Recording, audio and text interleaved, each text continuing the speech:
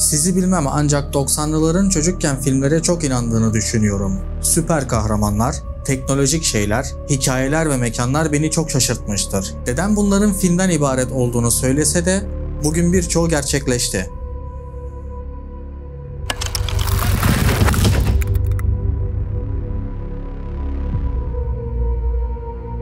5. Element 1997. Bruce Willis, Gary Oldman ve Milla Jovovich'in yer aldığı film 23. yüzyılda geçer. Daha sonra 5. Element haline gelecek olan öyküyü yazmaya 16 yaşındayken başladı. Film sinemalarda gösterime girdiğinde ise 38 yaşındaydı. Bu filmde uçan arabalar vardı. Sadece filmlerde olacağına inanacağımız bu durum günümüzde gerçek oldu. Slovakya'da tanıtılan Aircar ile düşler gerçek oldu. Jetgiller 1962. Bu bir çizgi film. Orijinal seri 1962-1963 yılları arasında 24 bölüm olarak yayınlandı. Taş Devri çizgi filmi gibi Jetgiller de çağdaş Amerikan kültürünün ve yaşam stilinin bir başka zamana uyarlanmış bir aile sitcomudur. Uçan arabalardan orada da görebilirsiniz. Truman Show 1998. The Truman Show, Andrew Niccol tarafından yazılan ve Peter Weir'ın yönettiği 1998 yapımı bir filmdir. Truman Burbank, kartpostalları aratmayacak güzellikte bir adada yaşamaktadır. Bir işi, evi ve çok sevdiği karısı vardır. Ancak Truman dışında herkes bunun bir oyun olduğunu bilir. Truman'ın yaşamı gerçek sandığı bu stüdyolarda tam 30 yıldır aralıksız olarak ve reklam vermeden bu yaşamı 24 saat boyunca canlı olarak televizyonda yayınlanmaktadır. Reality televizyonculuğun başlamadığı yıllarda 1998'de vizyona giren Truman Show, sigorta satış uzmanı olarak çalışan iyi bir insanın 24 saat televizyon şovu yıldızı olmasını konu alıyordu. Yönetmenliğini Peter Weir'ın üstlendiği Truman Show, günümüzde şöhret olma ve televizyon kültürü detaylarını 12'den vurdu. Film ayrıca insanların yaşamının her anını yayınlama ve belgelendirme gibi konuları da değiniyor. Günümüzde sosyal medya, reality show'lar ve insanların yapabileceklerinin sınırsız olması gibi detaylar Truman Show'da öngörüldü. Kısacası günümüzde hepimiz birer Truman olup çıksak da onun gibi sahte dünyadan kaçmaya pek niyetimiz yok. Bir Uzay Destanı 1973. Yönetmen Stanley Kubrick hiçbir zaman bu dünyadan olmadı. Kubrick'in yönetmenliğini üstlendiği 2001 Bir Uzay Destanı filmi 50 yıl sonra olacakları doğru tahmin etti. Filmde geçen her detay 2001 yılından daha sonra gerçeğe dönüşmüş olsa bile iPad, düz ekran monitörler, video arama ve Siri benzeri HAL 9000 gibi detaylar Kubrick'in ne kadar öngörülü olduğunun birer kanıtı. Filmde ayrıca henüz hayata geçmese de bir gün gerçekleştirilmesi planlanan uzay turizmi detayı da yer alıyor. Azınlık Raporu 2002. Philip Kindred Dick'in kısa hikayesi 2002 yılında Steven Spielberg yönetmenliğinde Azınlık Raporu olarak vizyona girdi. Spielberg film için çok sayıda gelecek bilimci ile görüşmeler yaptı ve fikirler aldı. Filmde 2054 yılına ait detaylar oldukça çarpıcı. Tom Cruise'un canlandırdığı karakter, John Anderton'un kullandığı teknolojiler tıpkı günümüzdeki jest tabanlı arayüz tasarımlarını andırıyor. Filmde ayrıca polislerin suçu önceden öngören bir teknoloji kullanması da günümüzde geliştirme aşamasında olan bir proje. Baş Belası 1996. Jim Carrey'nin başrolünü oynadığı 1996 yapımı Baş Belası filminde gelecekte Amerika'daki her hanenin televizyon, telefon ve bilgisayar gibi teknolojilere nasıl entegre olacağı konusu işleniyordu. İnternetin herkes için erişilebilir olmadığı 1996 yılında 20 sene sonra neler olacağı öngörüldü. Sil Baştan 2004.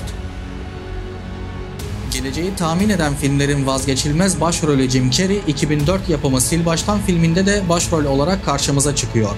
Filmde birbirlerine karşı hisleri soğumaya başlayan çift, hafızalarını sildirebilecekleri bir işlemden geçiyor. 2017 yılında bir grup bilim insanı, insan beyninde yer edinen travmatik anıları silebilecekleri bir teknoloji geliştirdiklerini duyurdu. Toronto Üniversitesi'nde görevli Profesör Shena Jocelyn, özel bir anının yer edindiği beyin bölgesinde hücre faaliyetlerini azaltarak travma etkilerini azaltabileceklerini söylüyor.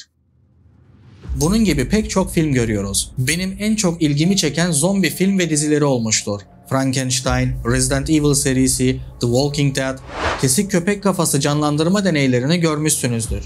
Topluluk kurallarına aykırı olmayacak kısımları şu anda görüyorsunuz. YouTube'da aratınca kolaylıkla erişebileceğiniz deneyler olmakla birlikte filmden fazlası var gibi görülüyor.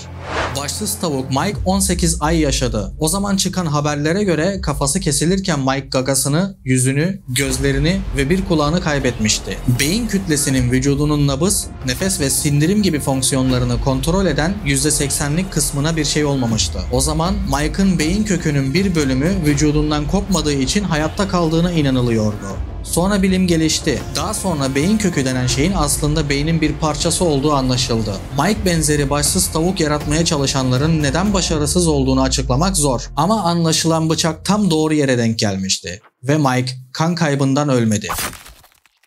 Dünyanın dondurulmuş ilk insanı James Bedford, kriyotüpü içerisinde bekleyişinin 50. yılını tamamladı. Vanilla Sky, Forever Young gibi birçok bilim kurgu yapımına konu olan insanları dondurarak hayata döndürme fikri aslında gerçek hayatımıza düşündüğümüz kadar uzak değil. Çoğumuza imkansız gelse de günümüzde bilmedikleri bir geleceğe uyanmayı bekleyen 250'den fazla dondurulmuş insan var. Cryonics projesi çok düşük ısılarda insanı dondurarak bozulmadan bir tank içerisinde muhafaza etmeyi kapsıyor. Bu projede ölümü gerçekleşen insanlar anında dondurularak kriyotüpüne konuluyor. 1960'lı yıllarda geliştirilen bu projenin asıl amacı aslında tedavisi mümkün olmayan hastalıklardan vefat eden kişilerin bu yolla yeniden hayata döndürülmesiydi. Cryonics projesinin bu kadar popüler olmasının nedeni insanların dondurulma fikrinin işe yarayacağını düşünmesidir. Bilim insanı Dr. Paul Segal'in kendi köpeği üzerinde yaptığı deney, dondurulma ve yeniden diriltme fikirlerini gündeme getirmiştir. Kendi köpeğini dondurup tekrardan diriltmeyi başaran Segal, bu başarısının ardından aynı deneyi bir kurbağa üzerinde de deneyince insanların söz konusu projeye talebi arttı. Bu filmlerde gördüğümüz şeyler sadece doğru bilinen tahminlerden ibaret mi?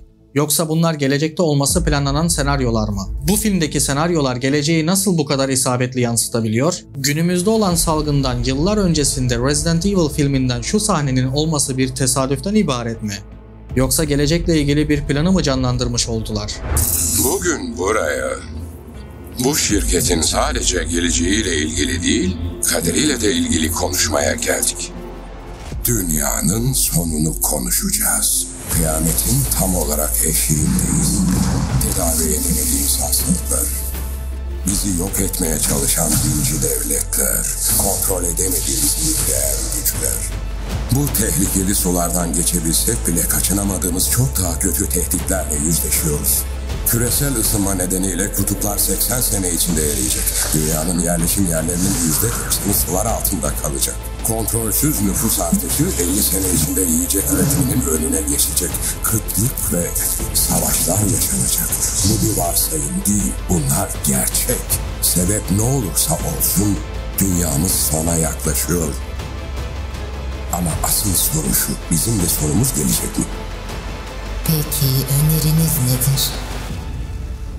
Benim önerim dünyanın sonunu getirelim. Ama kendi şartlarımızla. Önceden planlanmış bir kıyamet.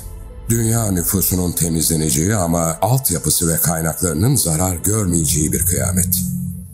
Bu daha önce de yapıldı ve büyük başarıya ulaştı. Seçilmiş kişiler fırtınayı atlatacak. Yaratılışta yazdığı gibi gemiyle değil, yer altında güvenli bir yerde. Ve her şey bittiğinde tertemiz bir dünyaya çıkacağız. İstediğimiz gibi bir yaşamı başlatabileceğiz. Peki bunu nasıl yapmayı planlıyorsun? Kurtuluşumuzun yolu zaten ellerimizde. İşte karşınızda T virüsü. Buraya sizlere bir konuda cevap vermek için hazırlanmadım. İşte karşınızda geleceği tahmin edebilen filmlerden birkaçı. Zombi filmlerinin gerçekleşmemiş olması, hayal ürünü olmasından mı kaynaklanıyor? Belki de henüz zamanı gelmemiştir. Videoda olmayan ve sizin bildiğiniz geleceği doğru tahmin eden filmleri yorumlar kısmında belirtebilirsiniz. Bu şekilde geleceği tahmin edebilen başka filmler var mı? Yoksa hepsi sadece bir illüzyon mu? Videoya son verirken ekranda bazı kartlar görüyorsunuz. Bir tanesini seçmenizi istiyorum. Seçtiğiniz kartı aklınızda tutmanız gerekiyor.